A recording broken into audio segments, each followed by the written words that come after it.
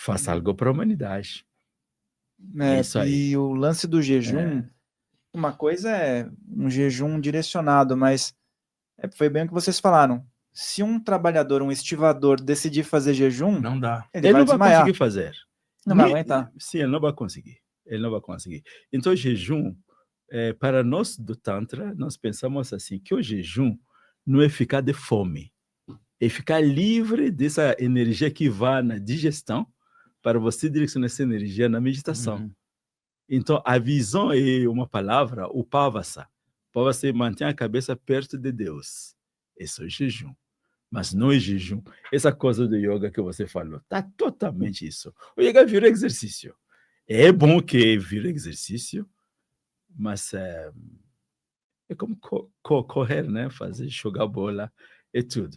A visão do autoconhecimento que tem no yoga, que é serviço ao próximo, é autoconhecimento de si, se não existe nessas práticas, aí é estéril.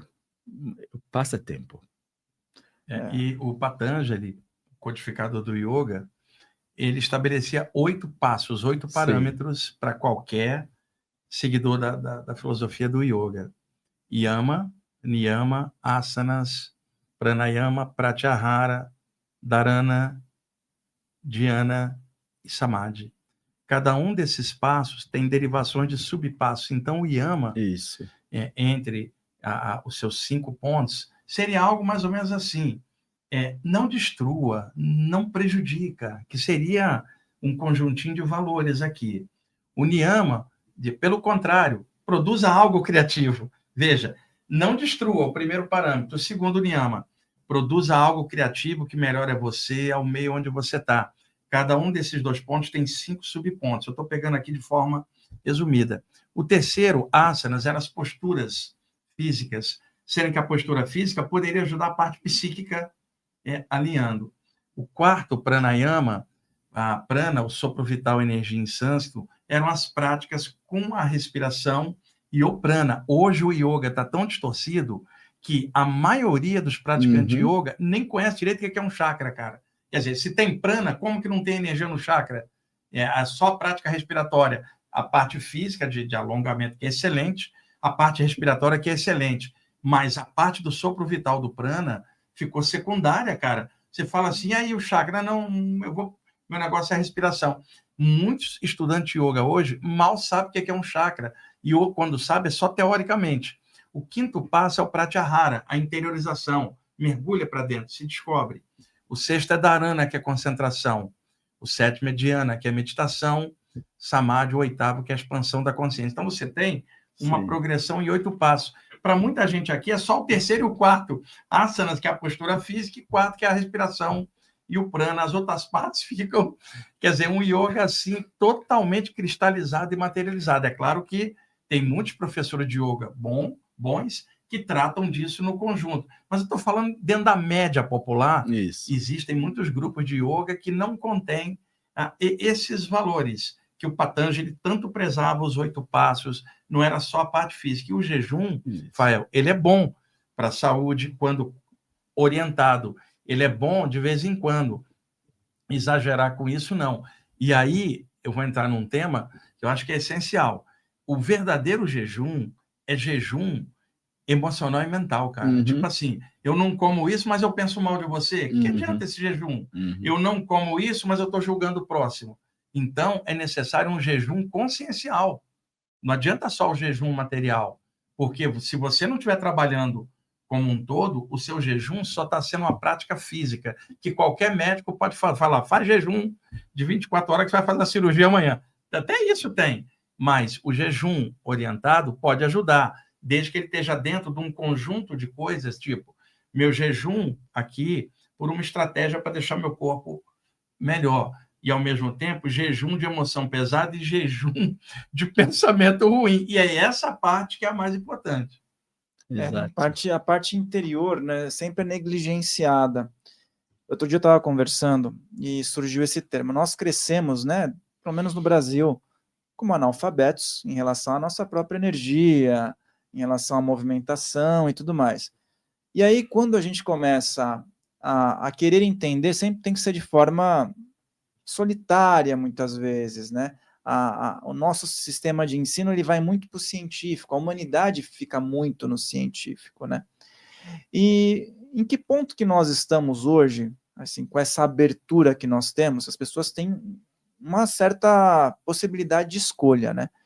Mas, assim, dentro do trabalho que vocês realizam, que vem com a energia, que vem com a orientação, vocês consideram que a gente está em que ponto hoje da humanidade de abertura para aceitação desses tipos de assuntos no cotidiano do ser humano? Porque nós temos bastante alcance, bastante pessoas enxergam e estão procurando, mas ao mesmo tempo você parece um ser de outro planeta quando você vai conversar com alguma pessoa e fala sobre isso, né? Sim, eu acho que um ponto que podemos já mencionar nessa coisa que ele chama de ciência, né? A própria ciência fala da racionalidade. Quantas pessoas vivem com racionalidade? E não pelos seus instintos. Algo que ouviu, algo que eles estudam desde 20 anos, você encontra a racionalidade, o pensamento analítico e decisão mais objetivas, coisa da faculdade. Quando voltam em casa, estão vivendo como eles querem, né? Então, esse é um primeiro ponto.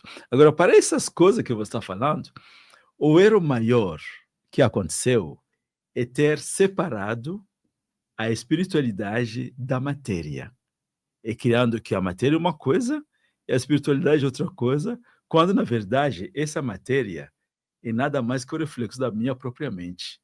Nesse campo da espiritualidade, acredito que o Borges também está falando isso, a matéria e a espiritualidade é uma coisa só. Tem a minha alma, a minha mente, tem os corpos, e lá no final tem o físico.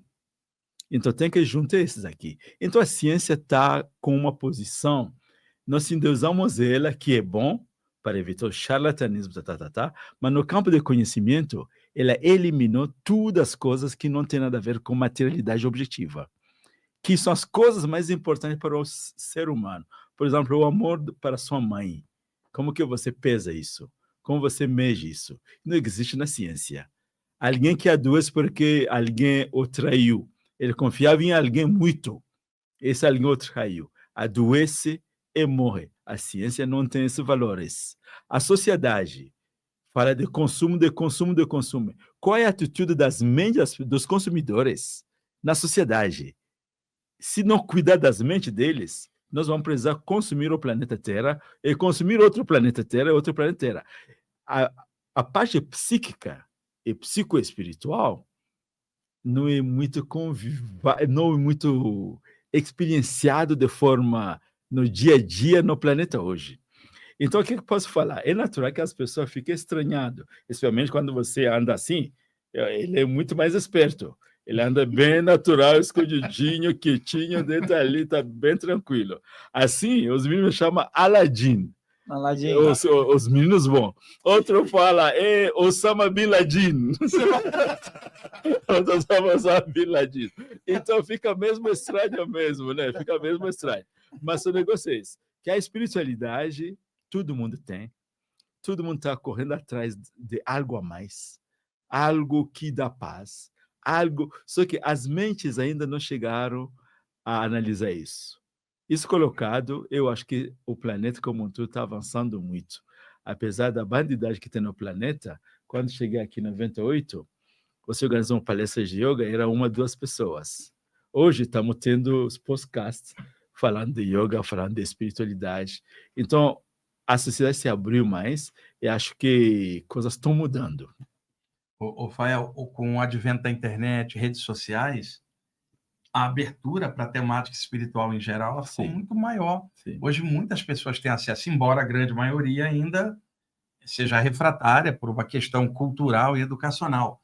Mas a gente está muito melhor do que antes. 500 anos antes, nós 3 estaríamos numa fogueira da Inquisição por estar batendo um papo desse. Sim. Melhorou. Só que a humanidade continua imatura emocionalmente, as guerras, porém, a nível de abertura de conhecimento, melhorou bastante. Tem sempre alguém negativo que fala, olha o mundo como está. Tá, entra num túnel do tempo e vai para a Europa da Idade Média para ver o que era ruim.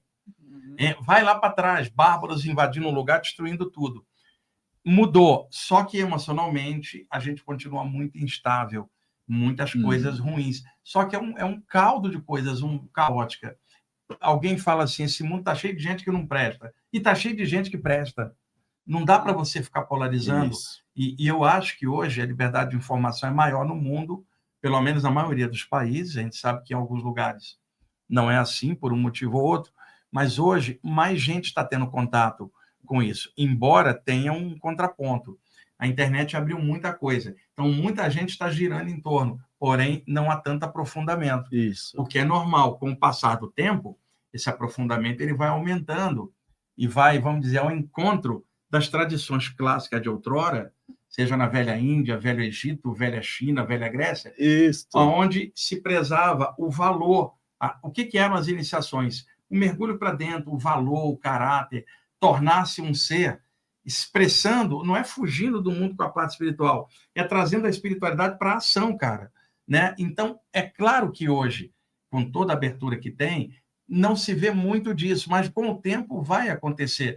No terreno da saída do corpo, cara, da década de 70 para trás, você não tinha quase nada. E quando falava de saída do corpo, era você vai morrer, vai entrar um espírito no seu corpo. Até hoje tem gente ainda com esse tipo de falta de informação. Hoje, tem muitos conteúdos na internet de saídas do corpo. Agora, quantos estão aprofundando, é outra coisa. Agora, com o tempo, Fael, a tendência é que isso aumente, é inevitável, isso é expansivo. E aí a humanidade passa ciclos, vai assentando, ajeitando, lá na frente vai estar melhor para isso. Agora, o mais importante, a gente não pode esperar lá na frente a coisa mudar, a gente já está mudando dentro.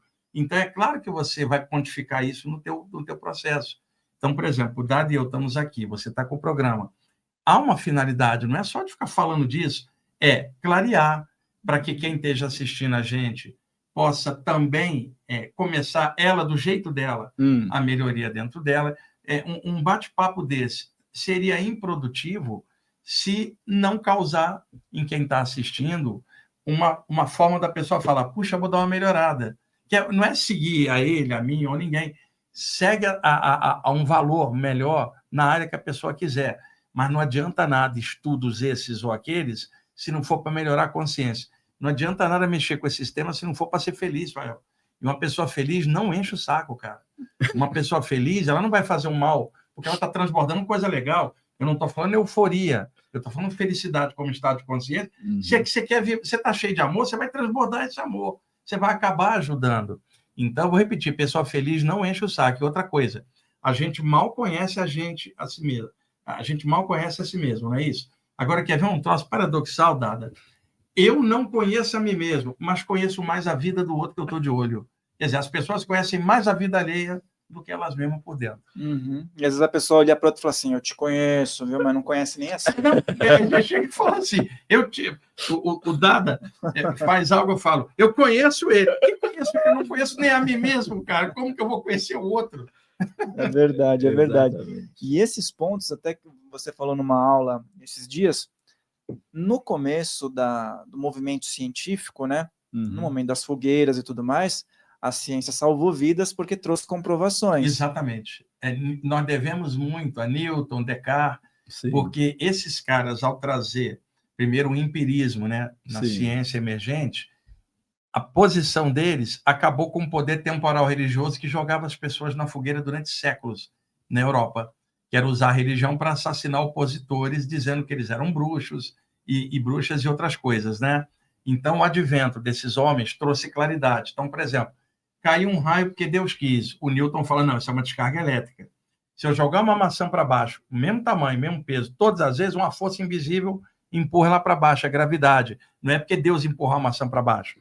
Então, eles trouxeram claridade numa época de trevas da Europa, e isso evitou que as fogueiras da Inquisição e o poder temporal jogasse alguém dentro da fogueira agora, porque não tinha justificativa pela lógica que a ciência trazia. Então, isso é histórico, século XVII. Newton, Descartes, sabe? Caras geniais como Giordano Bruno foram jogados na fogueira. Galileu Galilei foi... Quase, teve que desdizer que a Terra girava em volta do Sol e que o Sol é que girava em volta da Terra, sabe? Essas coisas todas, cara. E aí é claro que estamos falando a ciência emergente ali com grandes homens. Agora, a ciência, com o tempo também, ela foi também trancada dentro de um materialismo vigente que não admite outras coisas além. Então, com o tempo, tudo isso vai mudando com o tempo, vai clareando. O ideal é sempre um conjunto, que isso tenha ciência, que isso tenha amor, que isso tenha alegria, que isso tenha espiritualidade, que isso tenha equilíbrio, que é o combo. Tudo isso somado junto. Muito bem. E até a gente falou sobre livros sagrados, né? Lá no Congo, o Dada comentou que tem uma tradição católica muito forte, é isso? Muito forte. E eu não sabia, tá vendo? É uma coisa diferente para a gente trazer para o pessoal. Aqui no Brasil, hoje nós temos um blend, vamos dizer assim, mas a maioria se denomina como cristão, né? Coloca entre aspas isso. E aí você sempre vê, por exemplo, em escolas, até escolas tradicionais, a presença da Bíblia. Só que não admitem, por exemplo, a presença de um outro livro religioso, filosófico, né? Sempre é a Bíblia e a Bíblia. E nós temos diversas outras possibilidades, por exemplo, em ordens fechadas, ordens iniciáticas, tipo maçonaria, você pode ter vários adeptos e lá eles falam qual é o livro que você segue. Então, dentro desse raciocínio, eu gostaria que falasse um pouco sobre os Vedas, os Upanishads, dentro desse contexto, e a contribuição também que essas obras trouxeram para a humanidade, e também pode trazer para o Ocidente, né? O Ocidente fica preso muito a um livro só, e às vezes as pessoas elas não se abrem para estudar outros assuntos, porque elas foram lavadas cerebralmente, não que não haja coisas boas na Bíblia, mas que é só ali que ela pode beber de uma fonte espiritual, né? Condicionamento cultural. Condicionamento. Rafael, é aquela história. Você quer que passe ensinamento religioso nas escolas? Ok, mas só a sua religião? Exatamente. Quer dizer, às vezes você vê um congresso ecumênico nas entrelinhas. Você tem um padre, um pastor e um rabino. Às vezes um mulá muçulmano. Cadê o babalorixá? É isso que eu estou falando. Tem coisa que não é ecumenismo, coisa nenhuma. Está apartando uma série de coisas, né? Eu vou deixar o Dada primeiro falar, aí depois eu entro com a parte dos Upanishads e os Vedas. Isso, legal. Tá? Então, legal. Vamos lá, Dada. Se for o Tantra também, a pessoa fala, não, Tantra não pode aqui, né? Tantra, então, o pessoal vai... Que, graças a Deus, o Tantra não tem um livro que eu chamaria de sagrado. Que esse livro aí é um livro... No campo do Tantra, qualquer coisa escrito é um conhecimento a ser estudado e analisado. Então, nesse ponto de vista, a Bíblia também é um livro de conhecimento que tem que estudar, analisar e compreender para aplicar. O problema de sacralizar um livro, ainda pior, de não ensiná-lo para as pessoas ou entender os valores, como ele falou bem, valores éticos dela, valores humanos de amor, e como que esse livro ensina a atuação no mundo.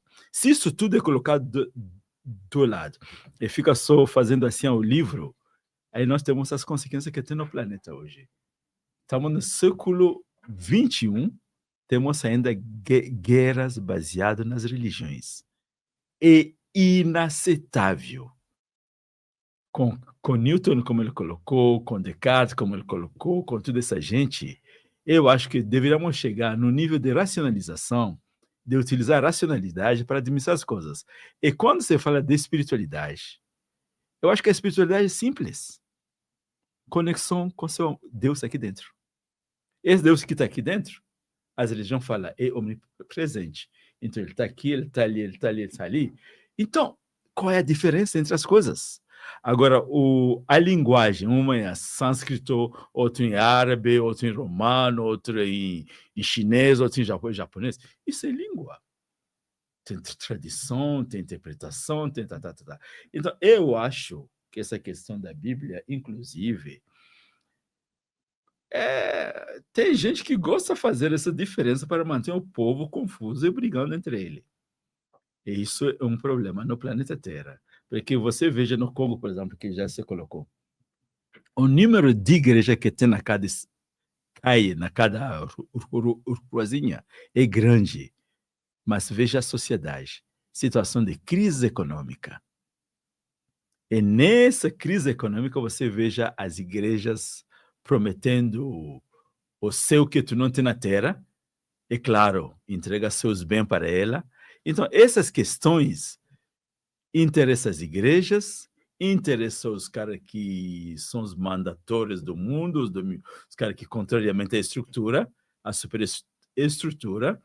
Então, a religião, hoje em dia, ele acaba sendo um instrumento na mão de pessoas que querem manter o controle, né? A mente humana é controlada por 3 coisas, e uma da mais forte e potente é a religião. Porque a mente se entrega a ela, não pensa, não raciocina mais, e são conduzidos. Aqui no Brasil não temos, não se pode falar, mas tem banca da Bíblia, por exemplo. Isso não se pode, parlamento é do povo, não é de um grupo só, né? Esse é um. Outro, educação. A educação, como foi colocado bem, começou pelo materialismo, começou com a análise, mas hoje em dia a humanidade avançou. Chegou o tempo de introduzir de forma objetiva e racional as questões psíquicas, as questões espirituais. Estamos falando de chakras, estamos falando de gente que vê os chakras, estamos falando de gente que experimenta os chakras. Isso não é mais algo imaginado. Isso pode estar nos ensino para exatamente entender aquela coisa que o Freud coloca do subconsciente como uma força escura que nos manda. Não, ele não é escura. É a camada da mente mais elevada, que ele não chegou, mas hoje em dia tem gente que explora essa parte. Essa parte tem que ser embutida hoje em dia na ciência. Então, a ciência, a própria ciência vai ter que se abrir mais e mais para que o lugar de um livro tem que ser baseado na integralidade, no conteúdo que ela, na clareza que ela tem, no conteúdo, na ética. Aí sim esse livro vai ter um valor. Se ela não tem, aí vou deixar o Wagner, né? Se não tem que estar na mesa de todos. Isso que ele está falando de manipulação religiosa é histórico, e não só no Ocidente, no Oriente também. Isso é uma mazela humana, que é justamente o fanatismo religioso, a limitação que prende a consciência dentro. Rafael, eu sempre uso esse exemplo. Se a gente falar de um eterno que é senhor de todos os espaços, todos os planos, como é que eu vou pegar o senhor de todos os espaços e compactá-lo no espaço de uma religião, de um planeta pequenininho no universo e achar que só está ali?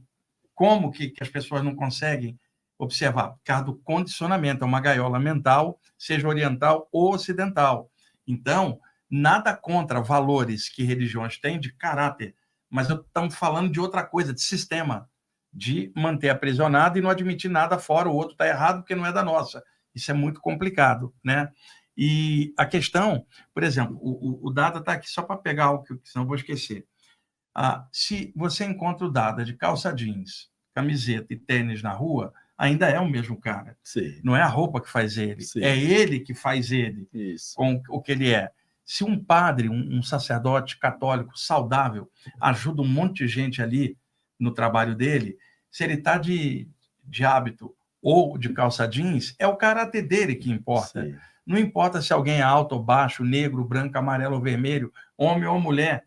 Caráter é isso que traz valor. As pessoas não olham caráter, vê a capa religiosa e a partir daí já julga alguma coisa, ou a roupa que a pessoa está vestindo, sabe? E eu acho isso uma besteira. Eu tenho amigos que são materialistas, tenho amigos que são cristãos, eu prezo eles pelo caráter e eles gostam de mim pelo caráter. Não tenho que ficar doutrinando ninguém. Sua atitude é o seu caráter que faz. Então é importante. E livros são referências dentro de um contexto, até aí tudo certo. Mas se essa referência se torna única, você começa a aprisionar o pensamento de alguém dentro de uma linha, logo todo mundo que está fora daquela linha está condenado a alguma coisa negativa. Esse é o problema. Você causa guerras com esse tipo de pensamento. Na questão dos livros da Índia, que você perguntou, os Vedas são 4 livros, uma das escrituras mais antigas do mundo, juntos.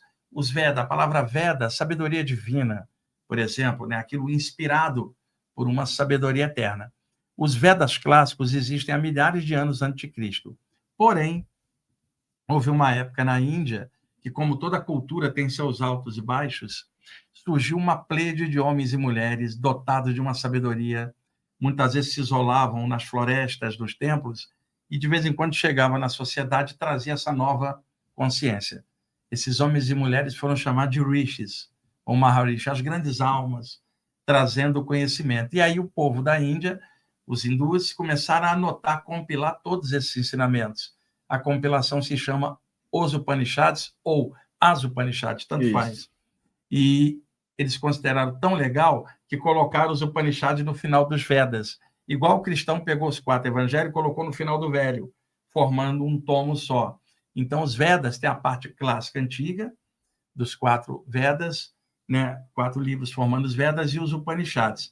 Eu sou apaixonado pelos Upanishads, o conhecimento dos grandes rishis. Para mim, dentre os milhares de livros que tem, se vier uma nave dada e falar só pode levar um livro, eu levaria os Upanishads como referência, né? E aí, o que acontece? Ontem, inclusive, estava dando uma aula para um grupo sobre um aspecto que está no Rig Veda, aonde Shiva, na divisão clássica, Brahma, Vishnu e Shiva, que tudo é Brahman, tudo é um no final, mas o Shiva, naquela ocasião antiga da Índia, era chamado de Rudra, que era o destruidor, mas não é o destruidor de nada, nada morre, tudo se transforma. É o destruidor da ignorância, o destruidor do ego inferior, o transmutador. E o Shiva aparecia barbudão, heavy metal no Himalaia, com um lobo feroz para devorar os despojos do teu ego que ele vai destruir. Rudra, um aspecto. Aí, com o tempo, foram suavizando a imagem do Ruda já como Shiva, com vários outros nomes, Tandava, Mahadeva, Shankara, cada um com um aspecto configurando um mantra. Então, eu estava explicando ontem para uma turma o mantra Om Namah Rudraya, associado à vibração de Rudra, no sentido de quebrar a inércia, sabe? Desbloquear, fazer fluir, deixar a fluência, e é um mantra muito forte, Om Namah Rudraya. E os Upanishads, eu sou admirador desses ensinamentos, cara. Foi daí que surgiu o que foi chamado depois de Vedanta, que o maior expoente posterior foi o Shankara, autor do Vivekachudamani, né? Já no século 8 depois de Cristo. Então, essa linha do Vedanta está toda baseada no conceito que tudo é um, é o Advaita. Sim. Tudo é um, está dentro, está fora, está em cima, está embaixo. Nada está fora do um. E nós, o Atma, a essência espiritual, somos o próprio um personalizado. O Om, a vibração do eterno que interliga tudo. Então, o Vedanta teria um tripé. Brahman, Atman e o Om. E tudo isso é um, que é o espírito eterno em tudo. Então, os Upanishads sempre trouxeram os ensinamentos dos rishis, os principais Upanishads, que depois tem Upanishads posteriores menores, e eu conheço a maioria deles, que eu adoro, né? Tem um livro chamado As Upanishads da Floresta, que eu também gosto, que é posterior, né? E essa linha, cara, é totalmente libertária. Alguém que estudar essa parte do Vedanta, a consciência que tudo é um, se tudo é um, como é que eu vou discriminar o dado de você por cor de pele, roupa ou religião, se tudo é um? O divino está em tudo, o que importa é o caráter. Esse caráter é sempre um. O que é a espiritualidade? Esse um. O que é alinhar os chakras? Tornar-se esse um. Eu acho que isso resume bem. Isso é tão importante, porque hoje em dia eu tenho visto, a gente conversa aqui com muitas pessoas de várias vertentes, às vezes filosóficas, às vezes científicas, mas mais na linha das pessoas que estão abertas à espiritualidade. Mas eu converso com essas pessoas que também conversam com pessoas e que também trazem histórias e está tendo uma alta de interesse em ler os Upanishads. As pessoas estão se interessando mais em ir atrás dessas filosofias mais antigas, né?